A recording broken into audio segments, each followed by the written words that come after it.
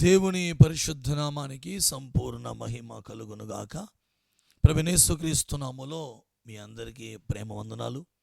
ఎంతో భారంతో ప్రార్థనాపూర్వకంగా వాక్యాధారాలతో చేస్తున్న ఈ వీడియోస్ని మీరు ఎంతగానో ఆదరిస్తూ ప్రోత్సహిస్తూ అనేకులకి షేర్ చేస్తూ పరిచయం చేస్తున్నందుకు మీ అందరికీ నా నిండు కృతజ్ఞతలండి. తప్పక ప్రియమైన దేవుని ప్రజలారా, ఈ వీడియోస్ని మీరు ఆఖరి వరకు చూడండి. మీరు పూర్తిగా వింటే వాక్యాధారాలతో కూడిన కొన్ని అద్భుతమైన సత్యాలు మీకు స్పష్టంగా అర్థమవుతాయి. కనుక తప్పక ఈ వీడియో కూడా ఆఖరి వరకు చూడండి. అనేకులకి షేర్ చేయండి, లైక్ చేయండి. సబ్స్క్రైబ్ చేసుకోకపోతే దయచేసి మీరు ఈ ఛానల్ని సబ్స్క్రైబ్ చేయండి. అనేకులకి ఈ ఛానల్ని పరిచయం చేయండి. ప్రభు మిమ్మల్ని మీ కుటుంబాన్ని దీవించి ఆశీర్వదించునుగాక. ఇక బిడ్డలారా, ఈ రోజున ఒక ప్రాముఖ్యమైన అంశం మనం తీసుకుంటున్నామండి. క్రైస్తవులు వడ్డీ వ్యాపారాలు చేయవచ్చా? క్రైస్తవులు పెద్ద పెద్ద ఫైనాన్స్ బిజినెస్లు, ఫైనాన్స్ కంపెనీలు, ఫైనాన్స్ సెక్టర్స్ పెట్టచ్చా? క్రైస్తవులు వడ్డీ వ్యాపారం చేయొచ్చా అనే అంశాన్ని చాలామంది నన్ను ప్రశ్న వేశారు. ప్రాముఖ్యంగా మరి దీని విషయమై దేవుని లేఖనాలు ఏమని తెలియపరుస్తున్నాయి, ప్రభు వాక్యాలు ఏమని తెలియపరుస్తున్నాయో కొన్ని ప్రాముఖ్య సత్యాలు వాక్యపు వెలుగులో మనమందరం నేర్చుకుందాం. ప్రభు మనల్ని దర్శించునుగాక. ప్రియమైన దేవుని బిడ్డలారా, ఆది సంఘాన్ని మనం చూడగలిగితే అపోస్తుల కార్యాల గ్రంథం 2వ అధ్యాయం 44వ వచనం, అపోస్తుల కార్యాల గ్రంథం 4వ అధ్యాయం 32వ వచనం, ఈ 2 వచనాల్లో మనం చూడగలిగితే తమకి కలిగినది తమది కాదు అని వారు అనుకున్నారంట. అంటే ఆది సంఘం యొక్క యోగ్యత ఎంత సమానత్వం కలిగిన సంఘంగా, ఎంత ఐక్యత ప్రేమ కలిగిన సంఘముగా వారు ఉన్నారంటే, అసలు ఆది సంఘములో క్రైస్తవులకి స్వార్థం లేదండి. ఇది నాది అనే స్వార్థం వారికి లేదు. తమకు కలిగినది తమది కాదని, తమకు కలిగినదంతా వారు సమిష్టిగా కూర్చుకొని పనిచేసుకున్నారు. అంటే ఉదాహరణకి ఒకరు 10 లక్షలు తెచ్చారు. వాళ్ళ దగ్గర ఉన్న ఆ ధనాన్ని 10 లక్షలు తెచ్చి అక్కడ మందిరంలో పెట్టారు. ఒకరు ₹1,00,000 తెచ్చారు, ఒకరు 5 లక్షలు తెచ్చారు, ఒకరు 20 లక్షలు తెచ్చారు, ఒకరి దగ్గర 10,000 ఉంది, ఆ 10,000 తెచ్చారు. ఇవన్నీ సమకూర్చేసుకున్నారు. మొత్తం పోగు చేస్తే ₹1,00,00,000 వచ్చింది. ఆ ₹1,00,00,000 మొత్తం తెచ్చింది 100 మంది. ఈ 100 మంది సమానంగా ₹1,00,000 చొప్పున పనిచేసుకున్నారు. అంటే 5 లక్షలు తెచ్చిన వానికి ₹1,00,000 వచ్చింది, 10 లక్షలు తెచ్చిన వానికి ₹1,00,000 వచ్చింది, 1000 రూపాయలు తెచ్చిన వానికి ₹1,00,000 వచ్చింది, 10,000 తెచ్చిన వానికి ₹1,00,000 వచ్చింది. అంటే ఇంకా సంఘములో హెచ్చు తగ్గులు లేవు. వారికి కలిగిందంతా సమిష్టిగా కూర్చుకుని అందరూ సమానంగా పంచుకుని వారు సమానత్వం కలిగిన వారిగా నిరూపించుకున్నారు. దేవుని స్తోత్రం కలుగును గాక. ఇది క్రైస్తవ సంఘములో జరిగిన అద్భుతమైన కార్యం. అలాగని పరిశుద్ధ సంఘములో పరిశుద్ధులలో ధనికులు ఉన్నారు, పరిశుద్ధులలో నిరుపేదలు కూడా ఉన్నారండి. కాబట్టి పౌలు అంటాడు కదా, పరిశుద్ధతలో పేదవారికి మనము సహాయము చేయ నిమిత్తము అని అనేక పర్యాయములు పౌలు తన పత్రికల్లో రాస్తూ ఉంటాడు. అంటే ఈ లోకపరంగా ఆర్థిక పరంగా పేదవారిగా ఉన్న ఆ పరిశుద్ధులు విశ్వాస విషయములో భాగ్యవంతులుగా ఉన్నారు, ఉపదేశ విషయములో ఐశ్వర్యవంతులుగా ఉన్నారు, ఆర్థిక పరంగా దీనులుగా దరిద్రులుగా నిరుపేదలుగా ఉండొచ్చు. కనుక ప్రియమైన దేవుని బిడ్డలారా, ఇప్పుడు మరి దేవుని లేఖనాలు ఈ వడ్డీ వ్యాపారాల కోసం ఏమని తెలియపరుస్తున్నాయి? ఆది సంఘాన్ని మనం చూడగలిగితే ధనము కలిగిన వారు నిరుపేదలకి కలిగిన వాటిలో పంచుకుంటూ సమిష్టిగా ఏకత్వం కలిగి, మీరు ధనికులు మేము పేదవారం అనే వ్యత్యాసాలు లేకుండా వారందరూ సమానంగా క్రీస్తు శరీరముగా వారు వర్ధిల్లుచు అంతకంతకు విస్తరించుచు అంతకంతకు ఆత్మ సంబంధమైన ఆశీర్వాదములను పొందినట్లుగా మనం చూస్తున్నాం. ఈ రోజున సంఘాలలో సేవకులలో స్వార్థాలు పెరిగిపోయినాయి. ఇది నాది, ఈ ధనము నాది, ఈ ధనాన్ని నేను వడ్డీకి ఇవ్వాలి, వడ్డీకి ఇచ్చి బాగా రూపాయలు సంపాదించి నా బిడ్డలకి కూర్చుకోవాలనే ఒక స్వార్థంతో చాలామంది రకరకాలుగా 100కి 10 రూపాయలు వడ్డీ, 100కి 5 రూపాయల వడ్డీ. ఏమండి, క్రైస్తవుల కొరకే నేను ఈ మాటలు మాట్లాడుతున్నాను, బయట ఉన్న వారి కొరకు కాదు. హైందవ సహోదరుల కొరకు కాదు నేను చెబుతున్న ఈ ఉపదేశము, క్రైస్తవుల కొరకు ప్రాముఖ్యంగా చెబుతున్నాను. శ్రద్ధగా ఆలకించండి.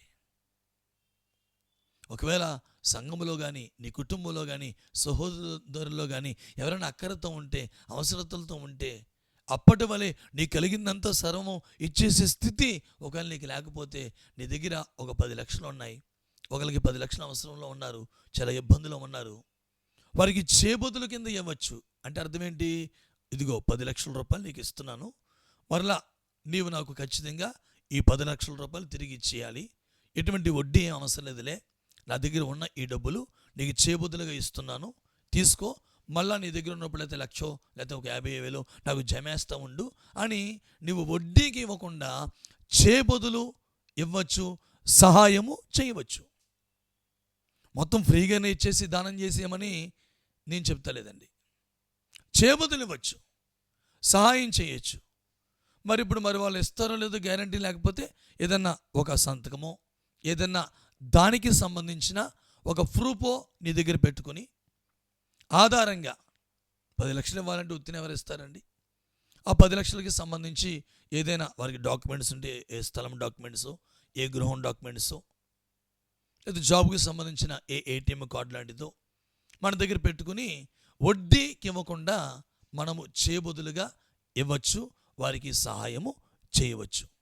దేవుని వాక్యాలు ఏమని తెలియపరుస్తున్నాయో కొన్ని ప్రాముఖ్యమైన సంగతులు మీకు జ్ఞాపకం చేస్తాను. చాలా శ్రద్ధగా మీరు వినాలండి. మొట్టమొదటిగా మనం చూస్తాం పిల్లరా, లేవియా కాండము 25వ అధ్యాయము 36వ వచనాన్ని మనం చూస్తే, లేవియా కాండము 25వ అధ్యాయము 36వ వచనాన్ని మనం చూస్తే, దేవుని భయము కలిగిన వారు వడ్డీ వ్యాపారం చేయరు. నిజంగా నీ గుండెల్లో దేవుని భయం ఉంటే, నిజంగా నీ కడుపులో దేవుని భయం ఉంటే, నీ ధనమును నీవు వడ్డీకివ్వు. భేదవాని యొద్ద వడ్డీ తీసుకోకూడదు. నిర్గమాకాండము 22వ అధ్యాయము 25వ వచనం మనం చూస్తే, నిర్గమాకాండము 22వ అధ్యాయము 25వ వచనం మనం చూస్తే, భేదవాని యొద్ద వడ్డీ తీసుకోకూడదు. ఈరోజున ప్రియులారా, చాలా సంఘాలలో చాలామంది ధనికులు, ఇంకా విచారకరంగా చెబుతున్నాను, చాలామంది సేవకులు దేవుని భయము లేకుండా సంఘాలలో వడ్డీ వ్యాపారాలు చేస్తున్నారండి. సంఘాల్లోకి వచ్చే, చర్చికి వచ్చే వాళ్ళు ఎవరైనా ఇబ్బందుల్లో ఉంటే, వారి ఇబ్బందుల గురించి సేవకులకి ప్రేయర్ రిక్వెస్ట్ చెబితే, బ్రదర్ సిస్టర్ మేము హెల్ప్ చేయమా, మీకు మనకు తెలిసిన వాళ్ళు ఒకరు ఉన్నారు, వాళ్ళు వడ్డీకి ఇస్తారు, ఎంతో కాదు 100కి 5 రూపాయలే వడ్డీ, 100కి 3 రూపాయలే వడ్డీ, 100కి రూపాయనే వడ్డీ, కనుక మీరు కష్టంలో ఉన్నారు కనుక నేను చెప్తాను, వాళ్ళు ఇస్తారు, మీరు నెలలా జాగ్రత్తగా వడ్డీ కట్టేసుకోండి అని దేవుని భయము లేని సేవకులు, దేవుని భయము లేని విశ్వాసులు సంఘాలలో వడ్డీ వ్యాపారాలు చేస్తూ దేవుని జీవము కలిగిన సంఘాన్ని వ్యాపార స్థలంగా మారుస్తున్న వర్లరా, జాగ్రత్త. దేవునికి తప్పకుండా మీరు లెక్క అప్పగించుకోవాలి. దేవుని భయము కలిగిన వారు, నీవు యెహోవాకు భయపడి నీ ధనమును వడ్డీకివ్వద్దు.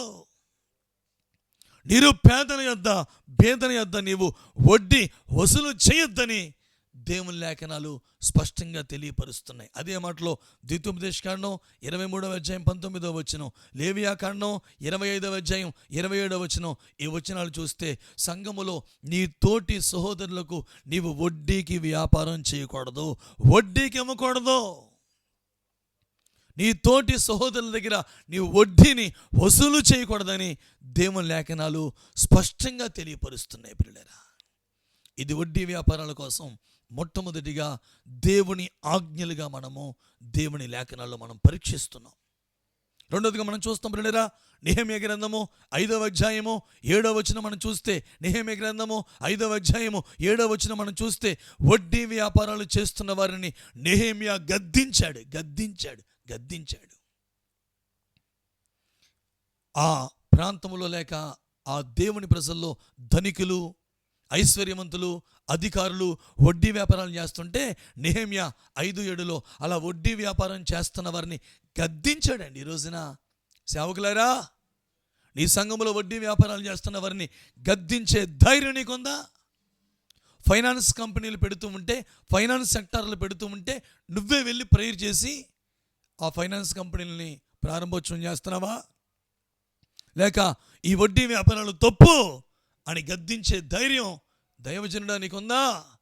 ఈ వడ్డీ వ్యాపారం మనం చేయకూడదు అని బోధించే ధైర్యం సేవకుడా నీకుందా? నెహెమ్యా ధైర్యం కలిగి వడ్డీకిస్తూ వడ్డీని వసూలు చేస్తున్న వారిని ధైర్యంగా గద్దించాడు. ఈ దినాలు ఇట్లాంటి ధైర్యము కలిగిన సేవకులు కావాలి. డబ్బు కమ్ముడైపోయి వడ్డీ వ్యాపారాలు చేస్తేనే కదా వాళ్ళకి బాగా డబ్బులు వస్తాయి, ఆ డబ్బులు వస్తేనే కదా మాకు బాగా డబ్బులు వస్తాయి, కానుకలు వస్తాయి, దశంభాగాలు వస్తాయి అనుకుంటూ రాజీ పడిపోతున్నావా? రెండవదిగా నెహెమ్యా వడ్డీ వ్యాపారాలు చేస్తున్న వారిని గద్దించాడు.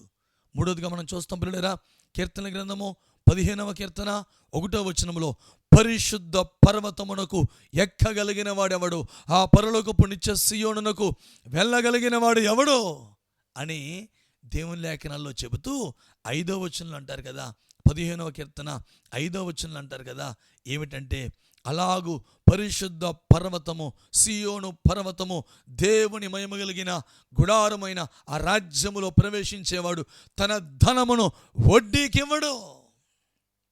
వడ్డీ వ్యాపారం చేయడు. ఎవరన్నా కష్టంలో ఉంటే వారికి చేబుదులేస్తాడు.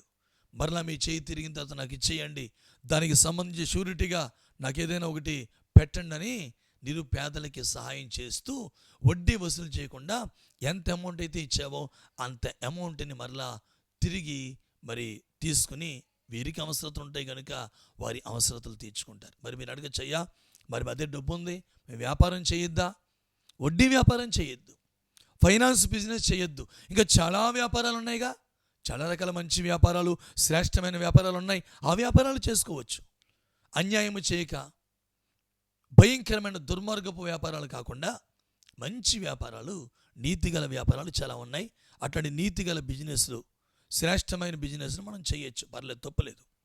మూడవదిగా మరి మనం చూస్తాం పిల్లరా, ఆ వడ్డీ వ్యాపారాలు చేసేవారు దేవుని పరిశుద్ధ పర్వతం మీదకి ఎక్కలేరు, దేవుని రాజ్యంలో వారు ప్రవేశింపలేరు అని దేవుని వాక్యాలు స్పష్టంగా తెలియపరుస్తున్నాయి. అలాగే బిడ్డారా, సామెతల గ్రంథం 4వ మాటగా సామెతల గ్రంథము 28వ అధ్యాయము 8వ వచనం మనం చూస్తే, సామెతల గ్రంథము 28వ అధ్యాయము 8వ వచనం మనం చూస్తే, బాగా వడ్డీ వ్యాపారాలు చేసి బాగా ఆస్తి సంపాదిస్తే ఆ ఆస్తిని నీవు దరిద్రుల కోసమే పోగు చేస్తున్నట్టు లెక్క అంట. అలా అన్యాయం చేసి అక్రమం చేసి వాడిని ఎత్తిమే చేయబెట్టి వీడిని నష్టపరిచి బాగా రూపాయలు సంపాదించామనుకోండి, సంపాదించి బాగా వడ్డీ వ్యాపారాలు చేసి 100కి 10 రూపాయలు, 100కి 20 రూపాయలు, 100కి 5 రూపాయలు, 100కి 3 రూపాయలు, 100కి 2 రూపాయలు అని బాగా రూపాయలు సంపాదించి ఆస్తి సమకూరిస్తే ఆ ఆస్తి అంట నువ్వు ఎవరికి ఇచ్చేస్తావంట? దరిద్రులను కరుణించే వారికి నీ ఆస్తిని నువ్వు పోగు చేసి మరలా ఆ దరిద్రులకే నువ్వు ఆ ధనమంతా పోగొట్టేసుకుంటావు. అంటే ఎలా నీకు వచ్చిందో అలాగే పోద్దు, నీకంతే, నీవు పోయినట్టే, మొత్తం పోతావు. స్పష్టంగా దేవుని లేఖనాలు తెలియపరుస్తున్నాయి, గ్రహించాలని ప్రేమతో మనం చేస్తున్నాను. అలాగే పిల్లలారా, 5వదిగా మనం చూస్తామండి, యెహెజ్కేలు గ్రంథము 18వ అధ్యాయము 17వ వచనం. యెహెజ్కేలు గ్రంథము 18వ అధ్యాయము 17వ వచనం. యెహెజ్కేలు గ్రంథము 18వ అధ్యాయము 13వ వచనం. ఈ వచనాల్లో మనం చూడగలిగితే ఎవరైతే వడ్డీ వ్యాపారాలు చేస్తారో, వడ్డీ వ్యాపారాలు చేస్తూ 18వ అధ్యాయము 13వ వచనం, వడ్డీ వ్యాపారాలు చేస్తూ అన్యాయంగా వడ్డీని వసూలు చేస్తూ ఉంటారో వారు నిశ్చయముగా ఆత్మీయంగా చచ్చిపోతారని, వారు బ్రతకడు అని దేవుని లేఖనాలు స్పష్టంగా తెలియపరుస్తున్నాయి. శారీరకముగా బ్రతికి ఉన్న ఆత్మీయంగా వడ్డీ వ్యాపారాలు చేస్తున్న వారు చచ్చిన వారితో సమానం. బ్రతుకుచున్నామన్న పేరుంది కానీ ఆత్మీయంగా సచ్చినట్టే. అంటే మనస్సాక్షిని చంపుకునే వడ్డీ వసూలు చేస్తావు. చాలాసార్లు నీకు ప్రేమ ఉంది, జాలి ఉంది, కానీ కొన్ని సందర్భాల్లో మనస్సాక్షిని చంపుకుంటేనే వడ్డీ నీకు వసూలు అవుద్ది, లేక వసూలు అవ్వదు. అదే సందర్భంలో అన్నాడు యెహెజ్కేలు గ్రంథము మరి 18వ అధ్యాయము 8వ వచనం అన్నాడు, ఇలాగ నీవు నీ ధనమును వడ్డీకి ఇవ్వక ఉంటే నీవు నిర్దోషివగుతావు, నీవు ఆత్మీయంగా బ్రతుకుతూనే ఉంటావు. స్తోత్రం కలుగునుగాక. ఇన్ని అద్భుత సత్యాలు చెప్పాడండి. నీ దగ్గర ధనం ఉందనుకోండి, ఎవరైనా కష్టంలో ఉంటే వారికి చేబదులు ఇవ్వి, వడ్డీకి కాదు, 1 రూపాయి వడ్డీ వద్దు, చక్కగా నెలకు ఒక 50,000 ఒక 30,000 జమేసేయండి. అసలులోనే కలిపేద్దాం, నాకేం వడ్డీ వద్దని సహాయం చేసే మనస్సు కలిగిన వారిగా ఉండండి. అలాగే మనం చూస్తాం ప్రియులారా, మరి హబక్కూకు గ్రంథము 6వ 2వ అధ్యాయము 7వ వచనం మనం చూస్తే, హబక్కూకు గ్రంథము 2వ అధ్యాయము 7వ వచనాన్ని మనం చూస్తే, ఈ వడ్డీ వ్యాపారాలు చేసేవారంట హఠాత్తుగా వడ్డీ వసూలు చేయడానికి రాత్రులు అర్ధరాత్రులు వచ్చేస్తుంటారు ఇంటికి. 1 నెలలో 2 నెలల్లో వడ్డీ కట్టలేదు అనుకోండి, సడన్గా మధ్యరాత్రి 1 గంటకు వచ్చి డోర్ కొడతారు. హఠాత్తుగా వచ్చి మన మీద పడతారట. రెండవది, అలాగూ వడ్డీ వసూలు చేసే కార్యక్రమంలో అనేకుల్ని వారు హింసిస్తారు అని దేవుని వాక్యము స్పష్టంగా చెబుతుందండి. అలాగే వారిని హింసపెట్టి వాళ్ళ దగ్గర దారుణంగా వడ్డీ వసూలు చేసి వారి ముక్కుని పిండి వారిని బాధ పెట్టి వారిని బ్లాక్మెయిల్ చేసి అర్ధరాత్రులు వెళ్ళి వారి నిద్రలని డిస్టర్బ్ చేసి రోడ్డు మీద కనబడితే సడన్గా ఆపి రోడ్డు మీద వారిని కొట్టి తిట్టి వడ్డీలు ఇస్తావేమా, కడతావా కట్టవా అని హింసించడం, ఇవన్నీ కూడా మనం చూస్తున్నాం. అంటే కఠినత్వంగా ఉంటారు వడ్డీ వ్యాపారాలు చేసేవారు. ఆ కఠినత్వం, ఆ క్రూరత్వం లేకపోతే అక్కడ వ్యాపారం జరగదు. మరి అలాగే బిడ్డలారా, 7వదిగా ఆఖరిగా మనం చూస్తాం యెహెజ్కేలు గ్రంథము 22వ అధ్యాయము 12వ వచనం. యెహెజ్కేలు గ్రంథము 22వ అధ్యాయము 12వ వచనాన్ని మనం చూస్తూ ఉంటే, అప్పిచ్చి వడ్డీ పుచ్చుకునేవాడు పొరుగువాణ్ణి బాధిస్తున్నట్లుగా, బలవంతంగా పొరుగువాణ్ణి దోచుకున్నట్లుగా మనం చూస్తామండి. అంటే వడ్డీ వ్యాపారాలు చేస్తూ వడ్డీలు వసూలు చేస్తే దానికి ప్రభు ఏం చెప్పాడు తెలిసిన, నీ పొరుగు వారిని బాధిస్తున్నావు, బలవంతంగా నీ పొరుగు వారిని నీవు దోచుకుంటున్నావని దేవుని లేఖనాలు స్పష్టంగా తెలియపరుస్తున్నాయి. కనుక నా ప్రియమైన దేవుని బిడ్డలారా, ఆది సంఘము ఎలాగైతే కలిగిందంతా సమిష్టి కలిగి పంచుకున్నారో, అనేకుల ఎడల ప్రేమ జాలి కలిగి ఒకవేళ నీకుంటే లేని వారికి సహాయం చేసి మరలా నాకు ఇచ్చేయండి అని చెప్పి చేబుదులిచ్చి అప్పిచ్చి నీవు వడ్డీ తీసుకోకుండా ఉంటే నీవు సీయోను పర్వతం ఎక్కుతావు, పరిశుద్ధ పర్వతం ఎక్కుతావు, దేవుని గుడారమైన పరలోక పుణ్యచ్చ మహిమలోనికి నువ్వు ప్రవేశిస్తావు. ఈ భూమిపైన నువ్వు పడిన ఆ ప్రయాసకు, నువ్వు చూపిన ప్రేమకు, నువ్వు జీవించిన నీతి గల యథార్థత కలిగిన నీ జీవితానికి తగిన ఫలాన్ని ప్రభు తప్పక నీకు అనుగ్రహిస్తాడు పిల్లరా. కనుక చర్చిల్లో భయంకరమైన వడ్డీ వ్యాపారాలు ఆపండి. సేవకులారా, వడ్డీ వ్యాపారాలు ఆపండి, లేకపోతే దానికి తగిన శిక్ష తప్పక మీరు అనుభవిస్తారు. కనుక ఈ మాటల ద్వారా మరి ప్రభు మనల్ని హెచ్చరించారు. మనం మంచిగా ఈ ఉపదేశాలు తీసుకుందాం. ప్రభు మిమ్మల్ని, మీ కుటుంబాన్ని దీవించి తన మహిమ గల రాకడకు మనల్ని అందరినీ సిద్ధపరచునుగాక. ఆమెన్. అందరికీ వందనాలు.